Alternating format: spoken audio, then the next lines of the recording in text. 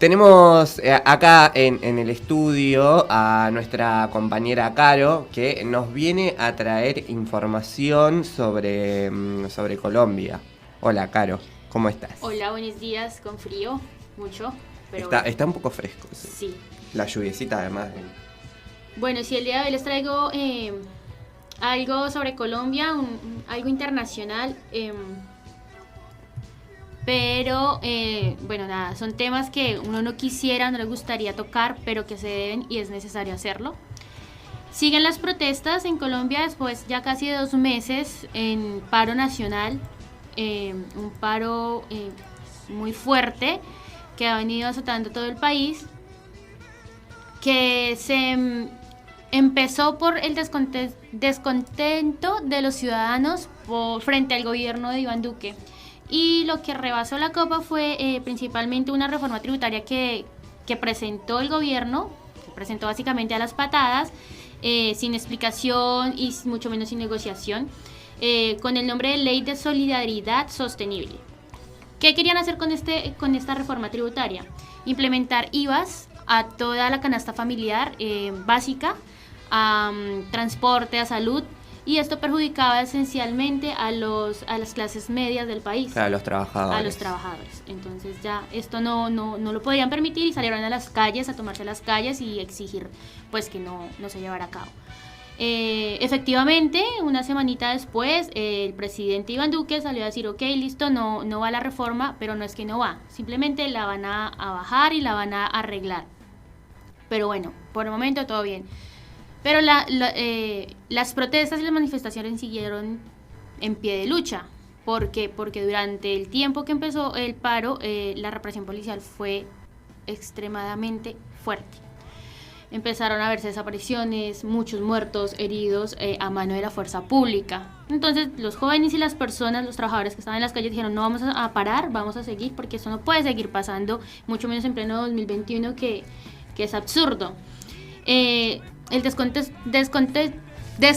de la ciudadanía venía desde que llegó al poder Iván Duque, que es un presidente de la lista del Centro Democrático, liderada por Álvaro Uribe Vélez, de derecha, extrema derecha básicamente, que nos tiene azotados desde hace muchos años, porque recordemos muy bien que mientras estaba en el poder Álvaro Uribe Vélez, se presentaron muchos falsos positivos, no sé si conozcan esta parte. Los falsos positivos eran jóvenes, adultos, trabajadores que mataba el Estado y los hacía pasar por COVID. No, estábamos hablando de 2011 más o menos, cuando Uribe estaba en el poder. Los hacía pasar como bajas de guerrilleros, de la guerrilla las FARC. Entonces, ¿qué decía el Estado? No, en un ataque contra la guerrilla matamos a tantas personas que hacían parte de la guerrilla las FARC, pero no eran de la guerrilla, eran trabajadores campesinos que mataban para hacerlos pasar como guerrilleros. Entonces, ¿qué está pasando? Que hoy estamos volviendo a lo mismo. Están matando personas con el discurso falso de que son disidentes de las FARC o personas que hacen parte de la guerrilla del ELN, y que es supremamente falso. Son jóvenes, estudiantes que están saliendo a las calles a exigir sus derechos y a pedir cambios por el país. Entonces, nada, como bien lo dije, estas reformas lograron bajarla, pero la gente siguió en las calles. ¿Qué pasó?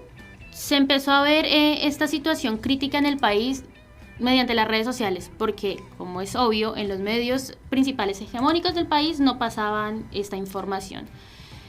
Y se empezó a pedir una ayuda, una intervención internacional de derechos humanos en el país, porque nos estaban matando básicamente. El gobierno no permitió la entrada de los representantes de derechos humanos y cuando intentaron entrar fueron atacados también. Así que muchas organizaciones tuvieron que interceder y empezar a llevar como el resultado de las cuentas de estas tantas denuncias que se han hecho durante estos 2 meses de protesta que no ha frenado. Así que me gustaría leerles porque son cifras muy importantes que realmente vale la pena escuchar porque no es una cosa menor. La Organización de Derechos Humanos Temblores ONG para el 17 de junio documentó 4.285 hechos de violencia cometidos presuntamente por miembros de la fuerza pública. Y esta cifra no incluye datos de desaparecidos, que hay bastantes. Se han registrado 43 homicidios cometidos por la fuerza pública y otros 21 casos que están siendo verificados. Las más de 4.000 denuncias también incluyen 1.486 víctimas de violencia física, 70 víctimas de agresiones oculares, 215 de disparos de arma de fuego, 28 de violencia sexual, 8 violencia basada en género y así también 1.832 detenciones arbitrarias en las manifestaciones pacíficas, porque cabe recordar, las manifestaciones no han sido violentas, son manifestaciones de jóvenes que salen a las calles a bailar, a expresar mediante la música, mediante el arte, algo muy pacífico. Se cierran las vías, los trabajadores, se hace un paro camionero donde cierran vías, hacen ollas populares. Exacto. Para poder compartir con los manifestantes, y esto lo quieren tapar mediante la violencia policial. Entonces es absurdo que haya este tipo de cifras, 1.832 detenciones arbitrarias en las manifestaciones, detenciones a gente que está saliendo simplemente a expresar su arte para representar la inconformidad contra el gobierno.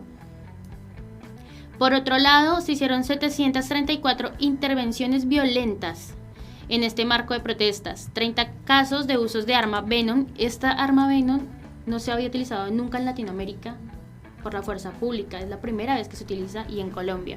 Es un arma que utilizó el Escuadrón Móvil de Antidisturbios, que en Colombia se conoce como el SMAT, que es una parte de la fuerza pública muy criticada en el país, porque en las pasadas protestas en 2019 el SMAT mató a un joven de 17 años que estaba en las protestas por derechos de educación en Colombia. Lo mató con un disparo directo a la cabeza, cosa que no puede hacer ninguna fuerza pública. No, por supuesto, es totalmente de aturdir a repudiable. las personas de forma directa, o sea, tiene que hacerlo de una forma específica. Esta arma Venom, retomando, es un arma que puede diseminar grandes cantidades de sustancias químicas irritantes en un área amplia casi al instante. Entonces es muy preocupante ver cómo el discurso de violencia está tan fuerte dentro de las instituciones policiales que tienen que salir a matar. Es absurdo. Y por último, 41 casos de afecciones respiratorias por el uso de gases lacrimógenos. Y aquí quiero hacer un paréntesis porque hay un caso de una mujer de 60 años que estaba en su casa, que no salió a las protestas, que estaba tranquila y murió dentro de su casa por una bomba lacrimógena que cayó tirada por el SMAT al patio de su casa. Entonces no se está midiendo nada de lo que está pasando en Colombia. Van tirando. No les importa nada. Con la impunidad que se maneja a la derecha, como nos tiene acostumbrado en América Latina. Tal cual, con esa impunidad, porque ¿qué hacía el presidente Duque? Hacerse de oídos sordos. Aquí no está pasando nada. Sí. Nos están matando, estamos muriendo. Y el blindaje mediático que tienen también es impresionante. Tal cual. Sí, un poco esto también se ve reflejado, o una situación muy similar en el 2019 en Chile. Claro, tiene que ver con una oleada de ciertos sectores. De los sectores más populares, digamos. Populares, trabajadores, estudiantes que salen a las calles a reclamar, ya sea en Colombia, en Chile o en cualquier otra parte de América Latina, donde los gobiernos de derecha, con tal de imponer su plan sistemático, ya sea político, económico, generan, o sea, también van a este plan de represión absoluta. Nosotros en el 2017 lo vivimos con la reforma previsional, donde el macrismo que gobernaba en ese momento empezó a ver si calaba la cuestión social en la represión, y tiraron, o sea, nosotros estuvimos presentes en la Plaza de los Congresos cuando estuvieron reprimiendo. Obviamente que por la historia que tiene nuestro país no caló el discurso represivo, entonces la derecha no pudo avanzar. No pudo avanzar con su plan económico. Con el plan económico en cierto punto sí, pero obviamente había una resistencia de los sectores populares que hicieron que no vuelva a suceder una represión de esa magnitud, y que hoy lo vemos reflejado tanto en Chile como en la situación que está viviendo Colombia en este momento, que tiene que ver con amedrentar las fuerzas políticas populares a la juventud, y que nosotros lo hemos vivido también en otras épocas, las épocas más oscuras de Argentina, donde se practicaba el no te metas en política, no te organices, no te involucres, porque en realidad tiene que ver, es el plan, vivir como individuos, que los gobiernos de derecha se enriquezcan. Que te maneje el mercado, básicamente. Que te maneje el mercado y a su vez morirte de hambre, básicamente. Así es. Finalmente, este reporte menciona que hasta el 15 de junio, este 15 de junio pasado, había un reporte de 93 personas desaparecidas. Eso con datos oficiales, porque sabemos que hay muchos más que no se han podido llegar a expresar. En este contexto, en esto que les vengo contando, es impresionante ver cómo esta violencia sigue enmarcada, porque, sí se han dado diálogos, 3 mesas de diálogos con el gobierno y el Comité del Paro. No se ha llegado a un acuerdo porque efectivamente el Estado, el gobierno no quiere llegar a un acuerdo, no quiere escuchar a los estudiantes, a los trabajadores. Entonces el Comité del Paro que dijo, ok, perfecto, vamos a hacer una cosa, vamos a parar, a frenar un poco los bloqueos para que se pueda reactivar un poco la economía, que también los está perjudicando a ellos. Pero seguimos en pie de lucha, dice el Comité del Paro.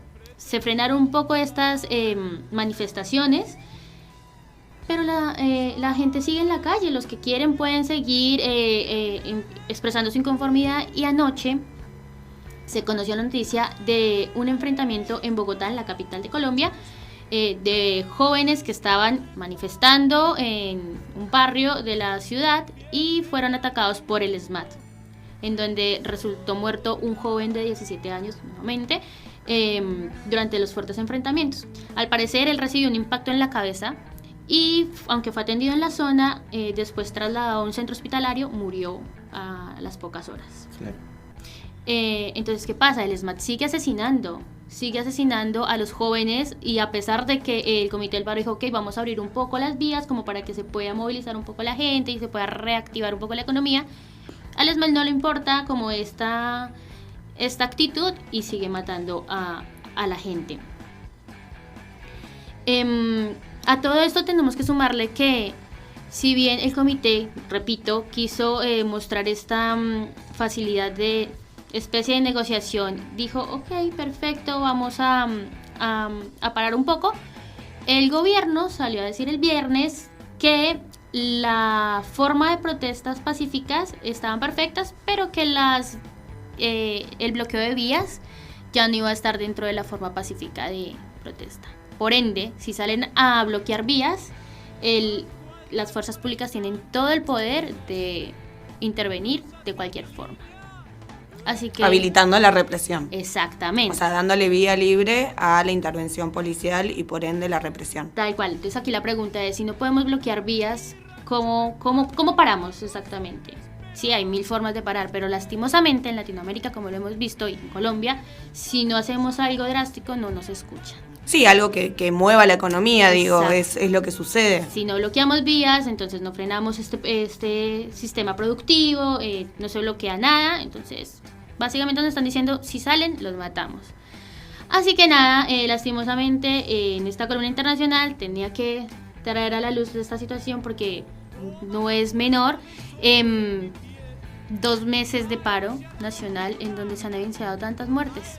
Ahí estoy leyendo que hubieron varias renuncias de dentro del comité de protesta, que es el que organiza las movilizaciones y los paros, y que el expresidente de los trabajadores de la educación informó que tuvo que abandonar Colombia por las amenazas de muerte que recibieron él y su familia. O sea, hay una persecución también a los dirigentes políticos. A los dirigentes políticos, a los líderes sociales, a muchas personas que están tratando de activistas, básicamente los están amenazando por lo mismo, por el mismo discurso que dicen, es que estas protestas están interferidas por disidentes de las guerrillas de las FARC, por el ELN, y es mentira, son estudiantes y son trabajadores que quieren mejorar el país.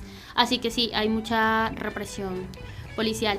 Y nada, cabe decir que desde acá los colombianos y los compañeros apoyamos fuertemente esta lucha y les agradecemos a todos los que han estado en primera línea defendiendo esta situación y que los seguimos apoyando y que estamos acompañándolos fuertemente desde acá.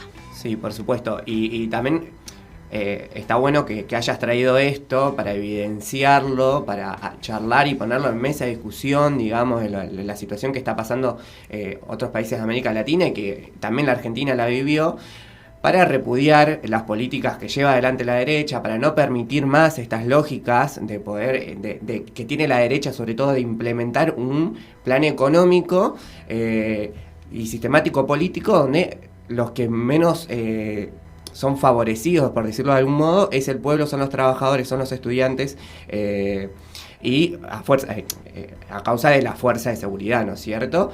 Y donde se terminan enriqueciendo cada vez más esos sectores más poderosos, sobre todo económicamente, y impulsado en América Latina por Estados Unidos, claramente.